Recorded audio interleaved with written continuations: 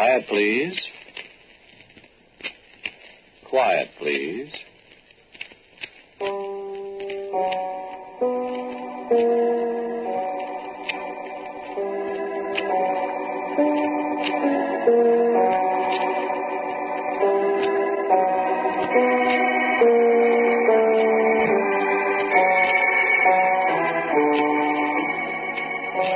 The American Broadcasting Company presents Quiet, Please, which is written and directed by Willis Cooper, and which features Ernest Chappell. Quiet, Please, for tonight, is called In the House Where I Was Born.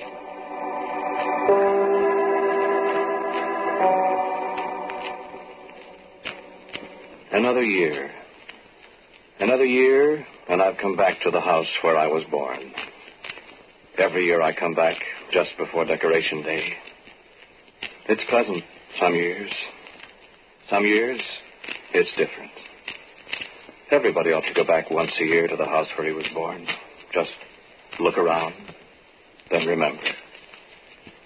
And then go back to where he came from.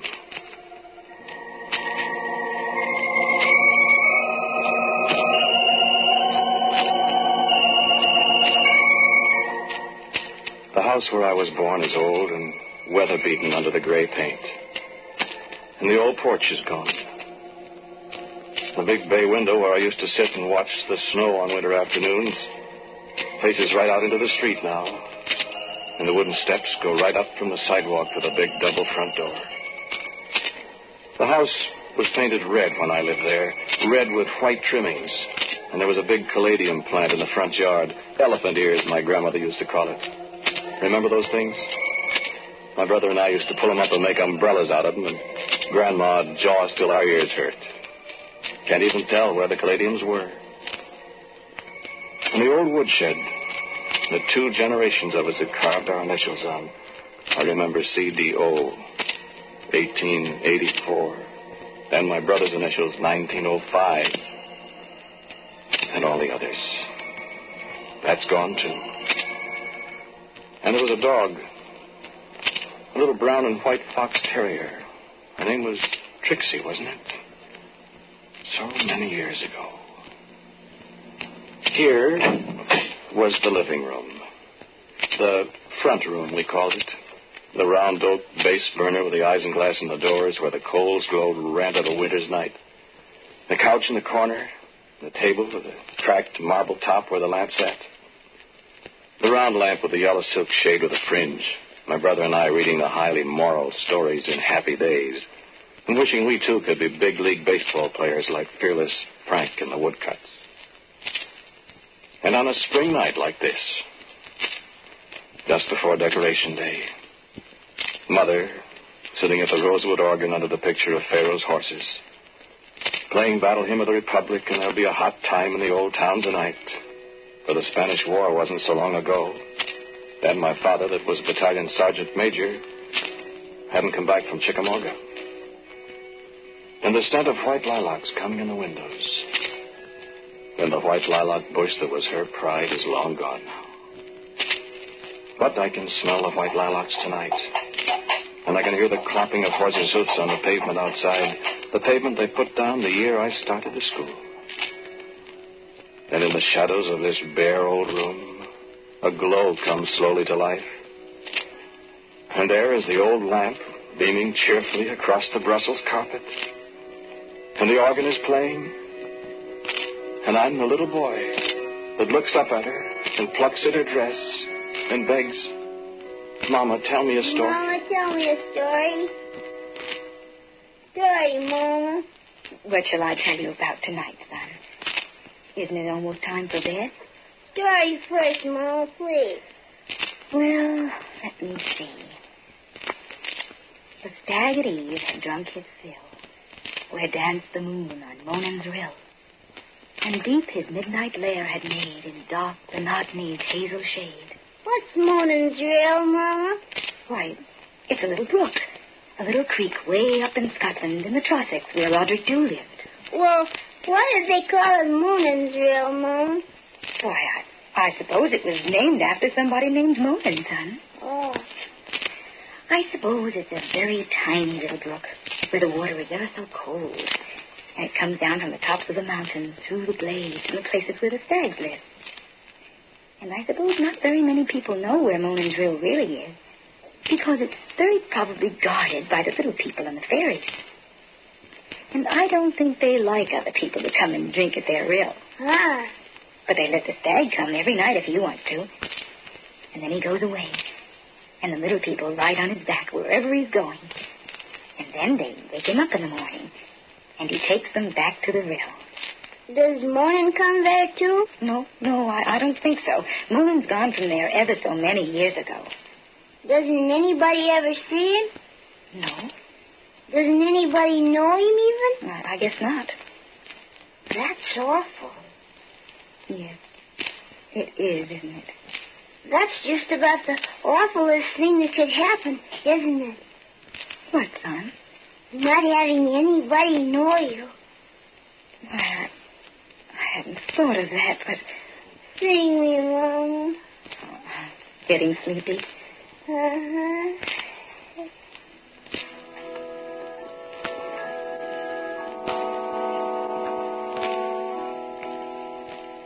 Mine eyes have seen the glory of the coming of the Lord. He is trampling out the vintage where the grapes of wrath are stored. He hath loosed the fateful lightnings of his terrible swift sword. His truth is marching. And Mother's song fades, and the light grows dim, and I am in darkness again in the house where I was born. And this house where I was born is in a great city, and the wide streets are filled with crowds of people. And I remember again so many things. The thunder of the elevated railways overhead on a warm afternoon in the spring, and the open streetcar clanging its way up the street, and my father pointing and telling me that that's the first trip of the open streetcars up Broadway this summer. And a friendly policeman in a round-topped helmet spanking me jovially with his nightstick as we crossed the plaza on the way to the Central Park Zoo. And the house where I was born, weary and happy in the cool evening, climbing the brownstone steps into a high-ceilinged house with a fireplace in the front room. The great stairway, the long, inviting banisters, and a cat with a blue ribbon for a collar and the longest, sharpest claws in the world. And a telephone that you could talk even to Brooklyn with. The house where I was born. And now a sign on the front alongside the tall doors. A sign that says, Swedish Restaurant. Then still in the concrete sidewalk at the foot of the steps, the prints of my 2 shoes that I could span with a hand, and my initials, and the date, 1901. And I turn away from this house where I was born, for I've not done with my homeward journey yet.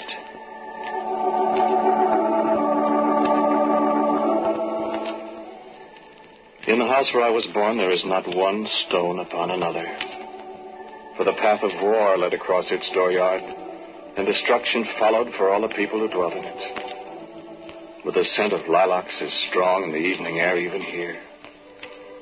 And before my eyes, the scene of desolation dims, and the house where I was born lives again. It's a spring evening, and there seems to be music in the air. And I feel happinesses again, as I felt them that night when I first brought home my bride. What was her name? Have I forgotten? Carry me across the threshold, my love. Oh, darling. This is home.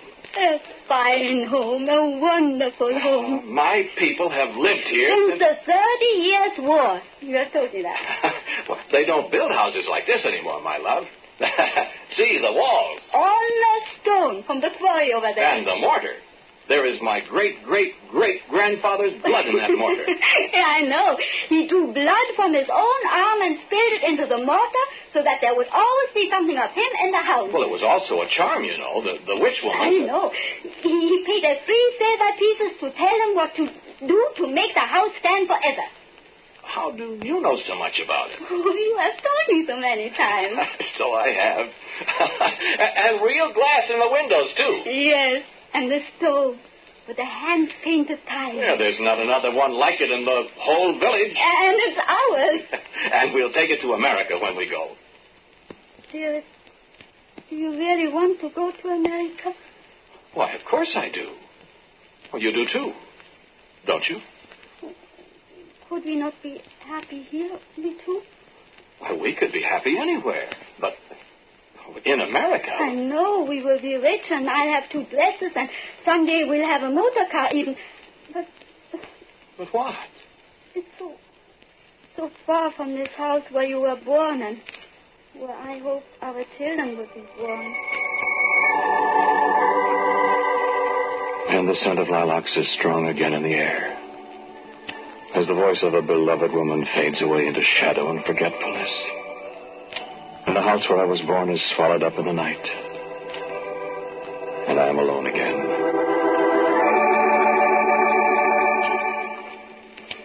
And the house where I was born is a adobe shack somewhere in the Texas Panhandle. And the wide plains of the West stretch away endlessly beyond it. Now the corral gate is broken. And the bunkhouse roof is gone.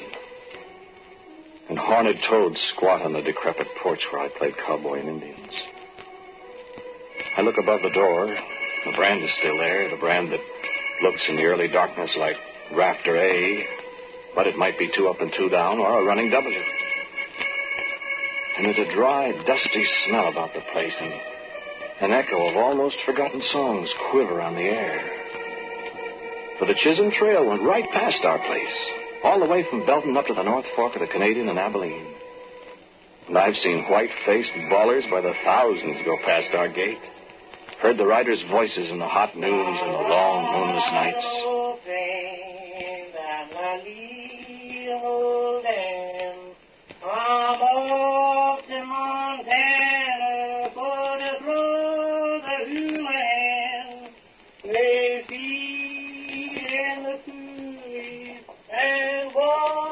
And the long, slow song of horses' hoofs is music to the ears of a lost, forgotten Texan who'll never come back to stay to the house where he was born. To lay flowers on the grave up there on the little hill under the cottonwood tree.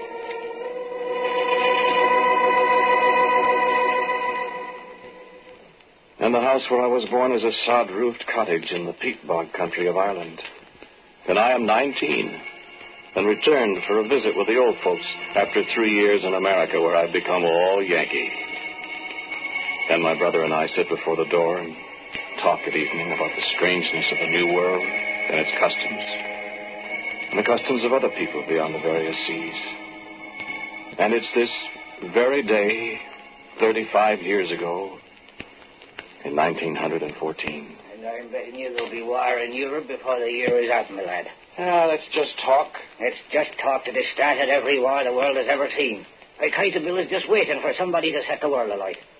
And it's many a good lad will come to his end of putting it out. Well, we'll never get in it. You mean the Americans? Yes. I don't know about that. We're too far away. Let the English and the Germans fight it out. All very well to say. But you'll see. Well, you won't go. Oh, I'm not so sure about that either. Fight for the English? Well, I wouldn't like that very much, sure enough. But there's some very good Irish regiments in the British Army. The Enniskillen Fusiliers, the Royal Irish Rifles, and the Dublin Fusiliers. You stay out of it. Oh, Well, you can't go and leave the old folks alone. If I was as young as you. Cut it out. Well, you talk as if war's just around the corner. And that's just exactly what I think, too. Well, all right. But I'll be back in the States long before your war arrives. And I'll stay there, too.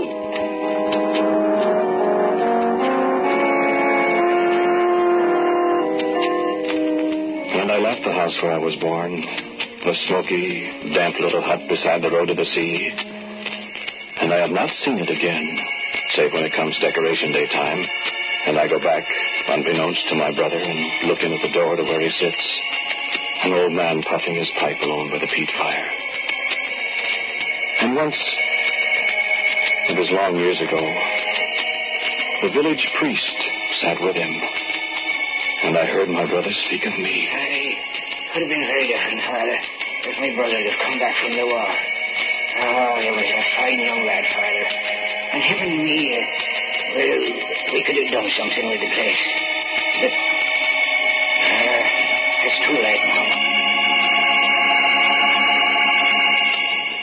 And there was a day on the ranch in the Texas Panhandle when a tall young man in Levi's and high-heeled boots saddled and bridled a horse and said goodbye to an old man, shook hands with half a dozen cowhands and a Mexican cook, and rode away toward the railroad that was to be the first lap of a long, long journey. And I remember I turned and looked back at the house where I was born, and someone was singing an old song somewhere.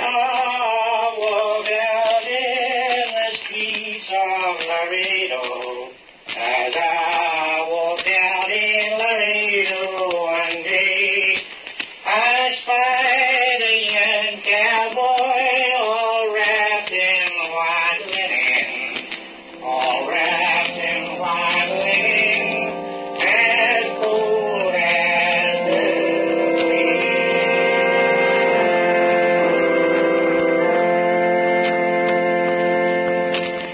And here again in the house where I was born, I stand again beside the walls of stone mortared with the blood of my great-great-grandfather.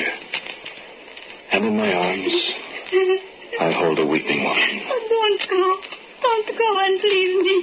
But it'll be only for a little while, my dearest.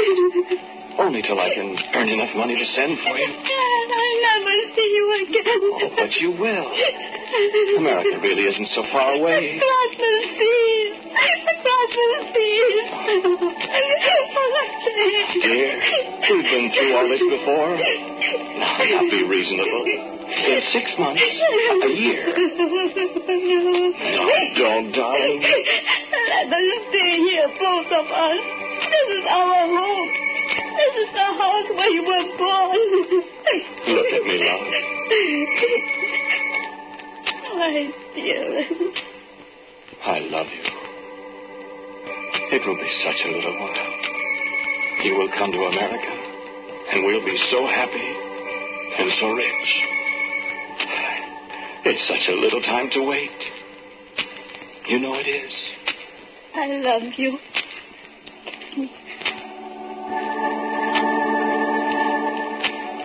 And I kissed her. And I went away. And I have never seen the house where I was born, except in dreams. Dreams such as this dream tonight, when the ruins lift and form themselves for a little moment in the darkness. She came to America, and the day she arrived, I was drafted. I was never able to find her again. But then, she was never able to find me either.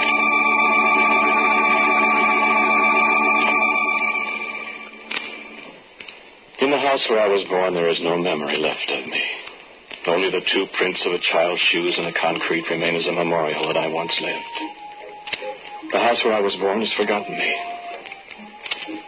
And the house where I was born, where my little brother and I played in the Caladium bed, it has almost forgotten me, too.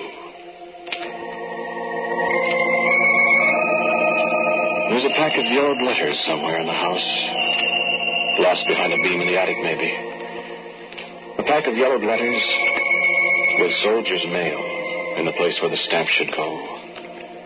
And my name and an APO number in the other corner. The letters are full of names like Albert, Massam, Chatham Court, Dead Man's Hill, Consenboy, Brabant. Names like the faded letters on an ancient palimpsest, obscured by newer names written over them. Omaha Beach, Bastogne, Okinawa. There are names of places where men have died. And one day, they'll all be forgotten, please God. I remember one of those names, those first names. I won't tell you the name of the town.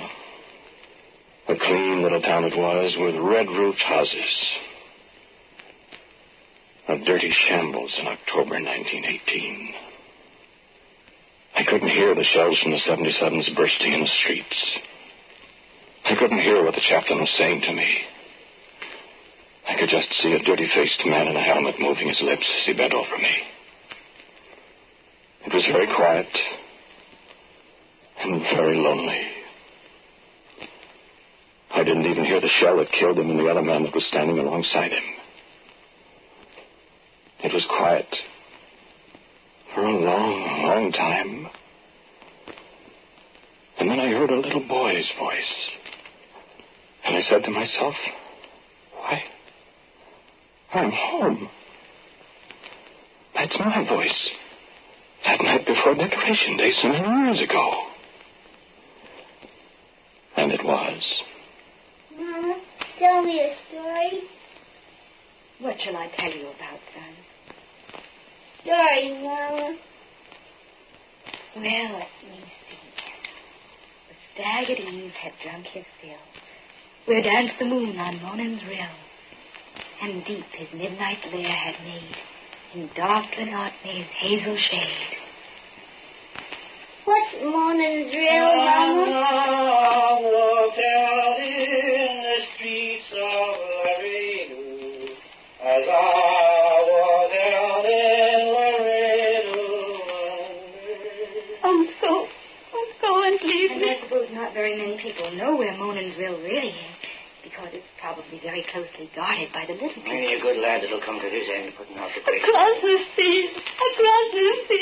Oh, I spied a young cowboy all wrapped in white linen, all wrapped in white linen, as cold as the sea. It's just about the awfulest thing in the world, Mama. Not to having anybody know you.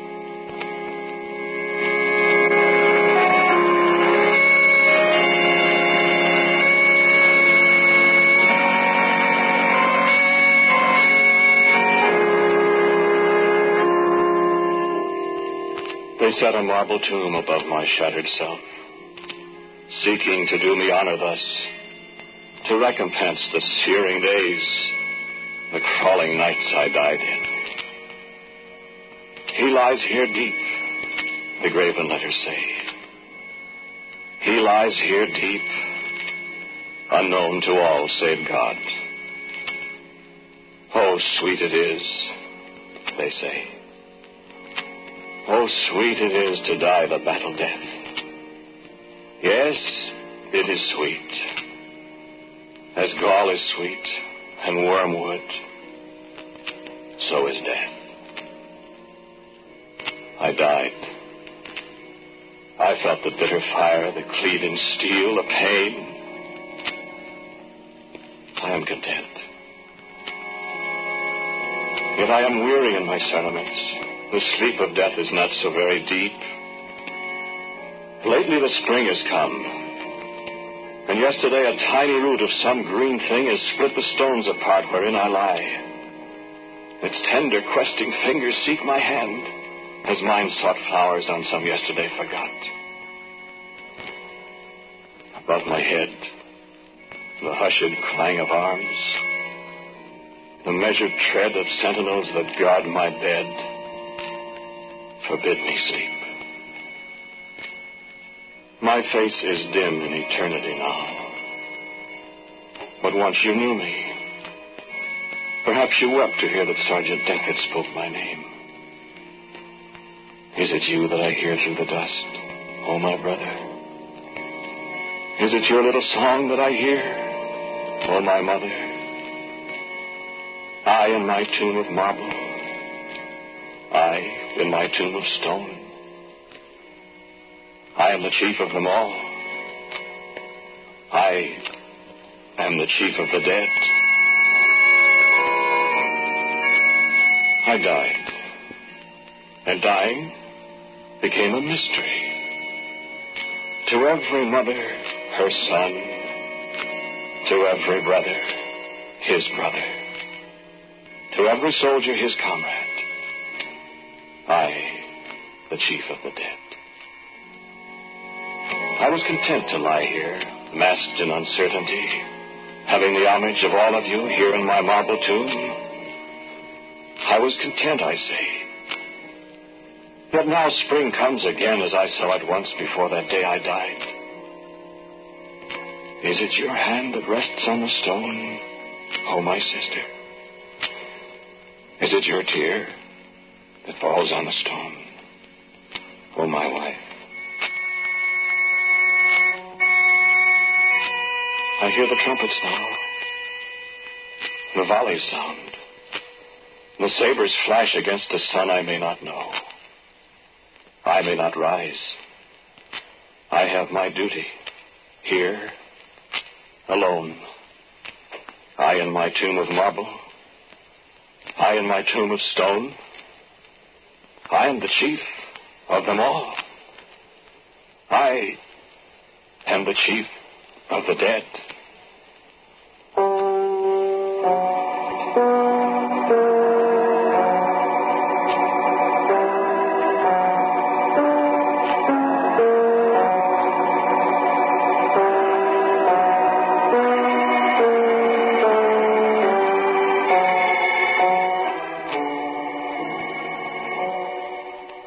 Quiet Please for Tonight was called In the House Where I Was Born. It was written and directed by Willis Cooper, and Ernest Chappell was the man who spoke to you.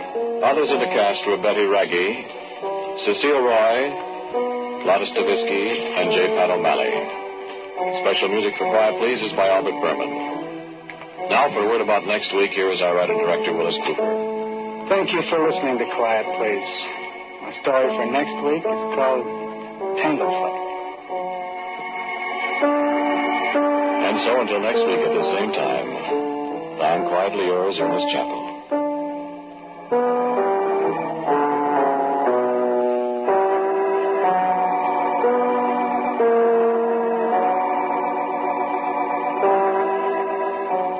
This is ABC, the American Broadcasting Company.